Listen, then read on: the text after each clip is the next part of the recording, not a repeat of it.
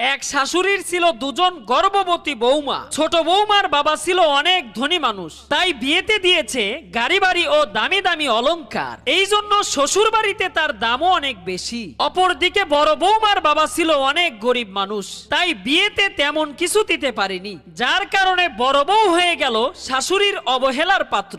একদিন হঠাৎ তারা দুজন হাসপাতালে সন্তানের মা হলো। এদিকে শাশুড়ি পুরো ঘর সুসজ্জিত করে অপেক্ষা করতে লাগলো তার ছোট বউ ও তার ছেলের জন্য। বড় বউ আর তার ছেলের কথা কারো ভাবনাতেই নেই। ঠিক এমন সময় হাসপাতাল থেকে ছোট বউ ফোন করে বলল, মা, আমি হাসপাতাল থেকে সরাসরি আমার বাবার বাড়ি যাচ্ছি, কারণ হইল এখন আমার আরাম দরকার। ছোট বৌমার কথা শুনে শাশুড়ি অনেক কষ্ট পেল। ঠিক তখনই বড় বৌমা তার ছেলেকে নিয়ে বাড়িতে চলে আসলো। শাশুড়ি তখন বলল, তুমি কেন যাওনি তোমার বাবার বাড়ি? তখন বড় বউ বলল, কেন যাব বাবার বাড়ি, এটাই তো আমার বাড়ি।